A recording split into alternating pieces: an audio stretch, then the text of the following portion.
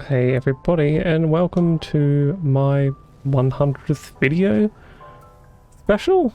Unbelievably, that came out of nowhere. Wasn't expecting to hit it anytime soon, and it just happened to line up with Christmas Eve. So I guess it's an end of year wrap up as well, and my first channel update. It's a bit of everything. So I just thought I'd take a few moments to just like talk about why I'm doing what I'm doing, my experiences with YouTube, a bit of why I like gaming and all that stuff. So to begin with, why am I even on YouTube? I actually started it for... I think I always wanted to do it, but the reason I started it was a bit stupid.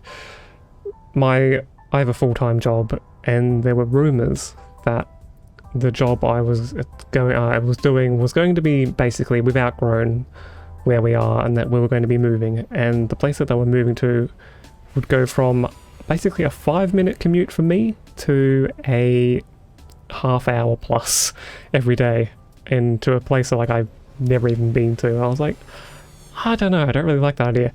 And I started working on some side projects that I thought eventually, because this is supposed to be years down the track, and as it turns out, they're still unsure and haven't even decided what they actually want to do and if it's happening. But this is one thought I thought I could do. I thought maybe, who knows, maybe down the track this could end up being a thing.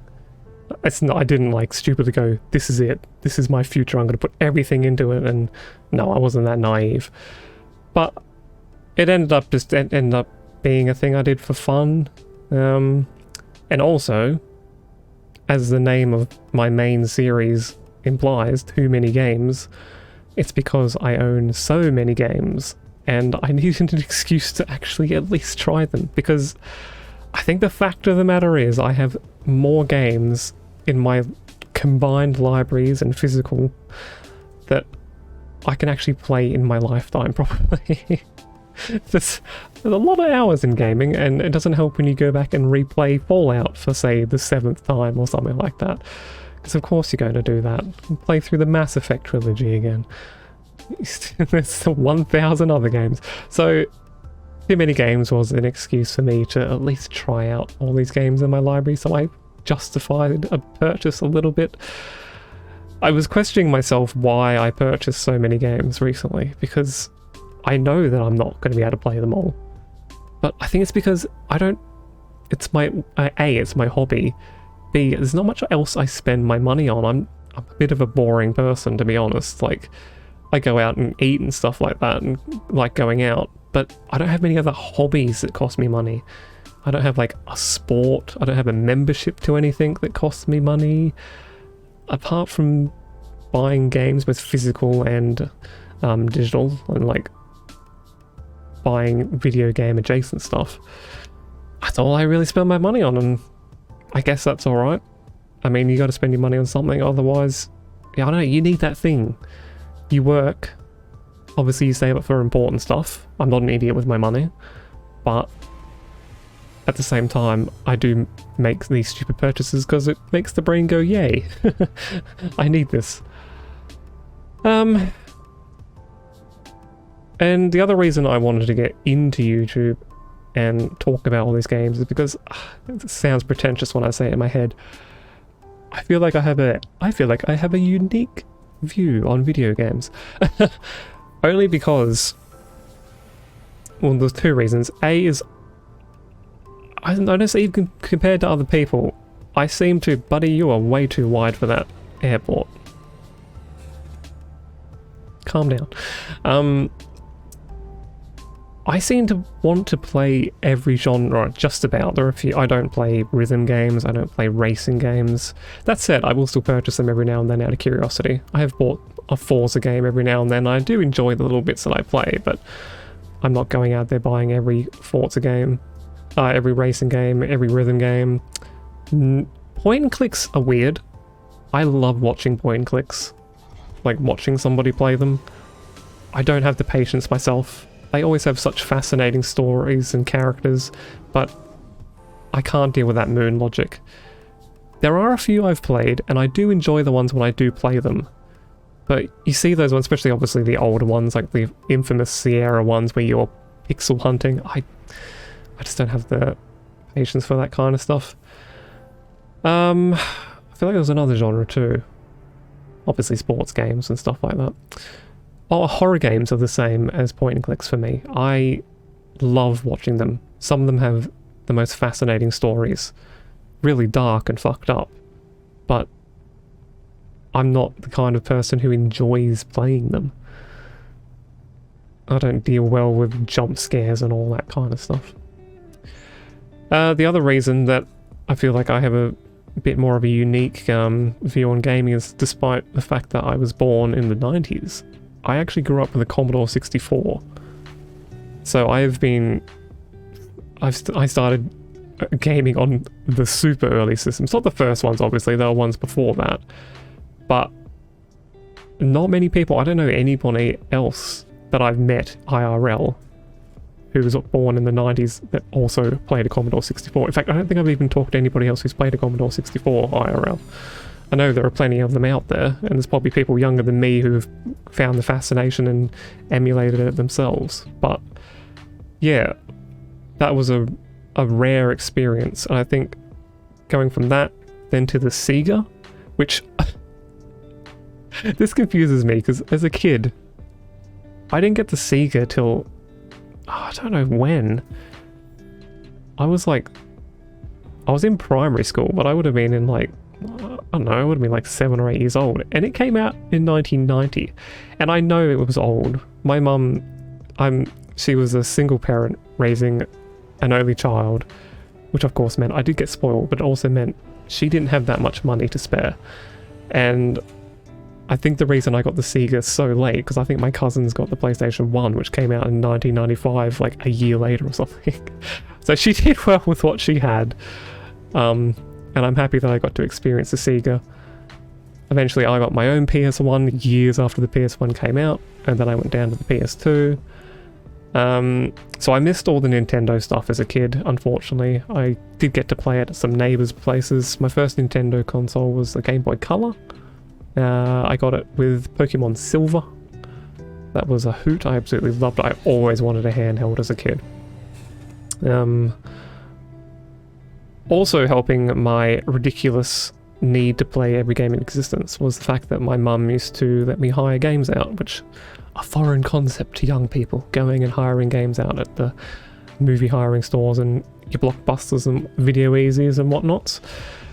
And I did that for the Sega, the PlayStation 1 and the PS2, and I played so many games. I wouldn't hire the same game out 2 or 3 weeks in a row and finish it, which I think is a major problem because I am absolutely terrible at finishing games. Even if I'm playing a really good game, it doesn't matter if it's super interesting, I'll still get that itch to play something else before I finish it. And whether I fight that off and actually finish it is very rare, unfortunately. But I still liked having that chance to just play and experience so many different games and so many different genres. And again, I think that's given me a more unique take on games, because even people you hear, like Twitch streamers and stuff, when you hear them talk on podcasts, they'll still be completely blind to this whole section of gaming that like they've never heard of before, or like they haven't heard of some subgenre. But I'm like, and it frustrates me to hear that, because like, even though, I haven't really played that, but I know about this whole subgenre anyway. So I think I have more general knowledge, at least that's what I feel like. Who knows? Oh, and then of course there's the experience of being a new YouTuber and coming into the scene years and years after. Obviously the algorithm is a huge thing now.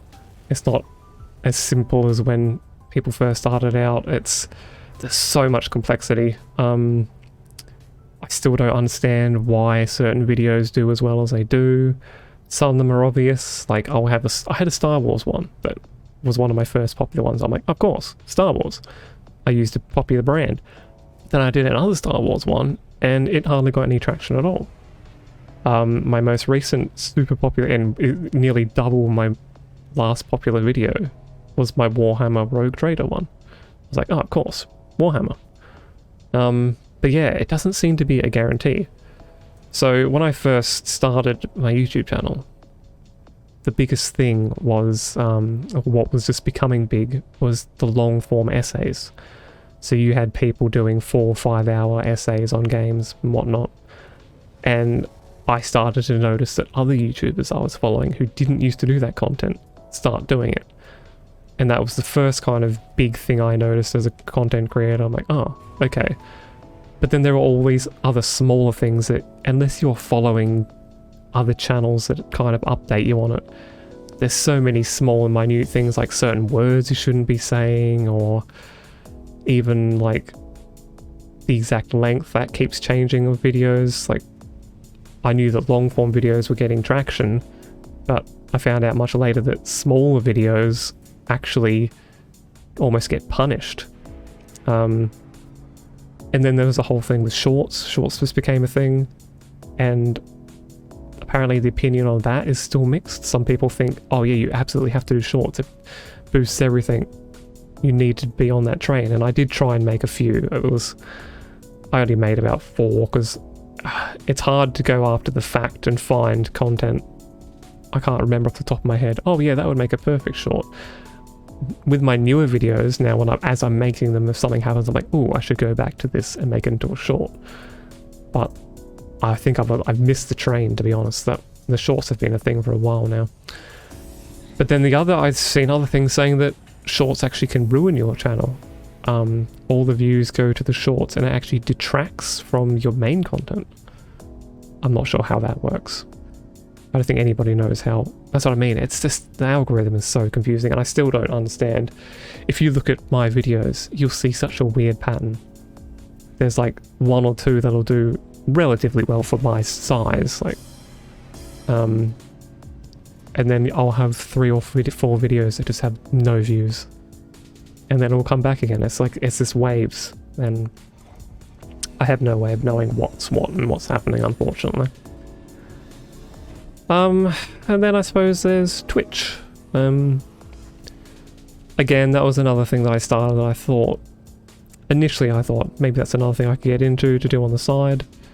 Maybe eventually it would turn into something. At this stage, I'm thinking more not.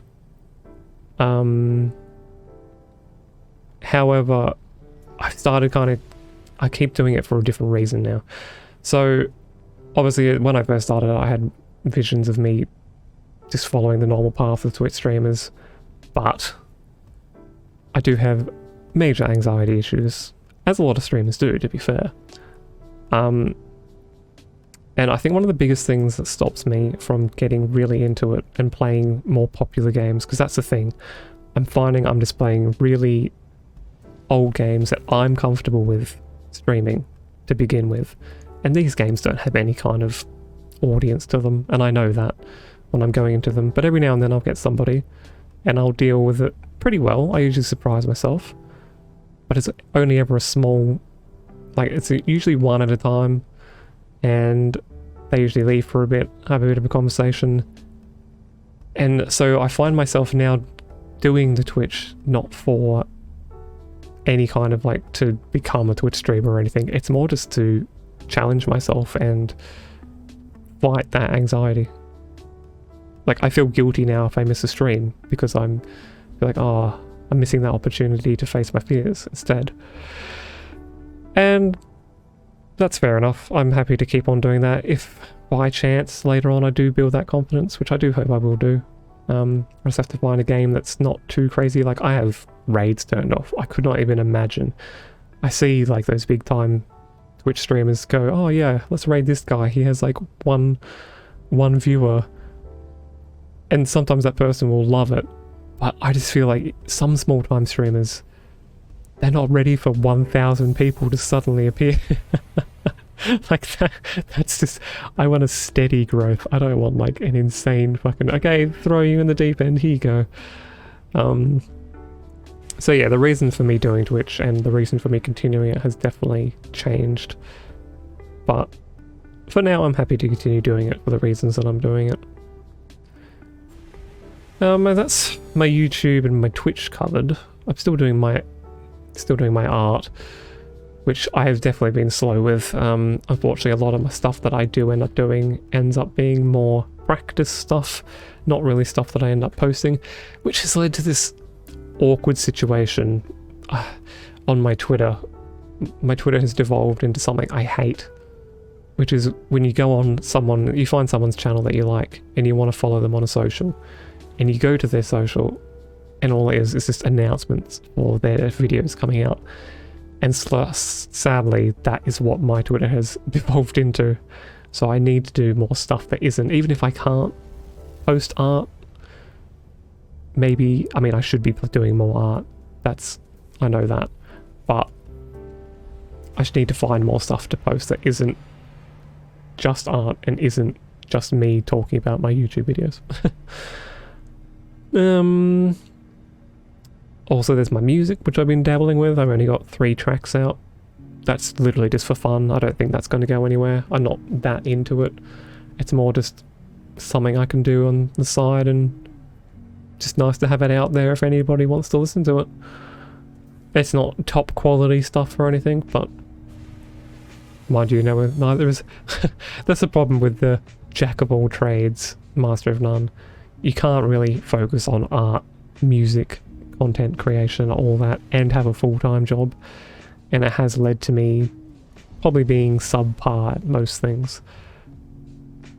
Which brings me to my other biggest problem, which is the direction that my YouTube takes, because I know it's not top quality, but I don't know how to improve it.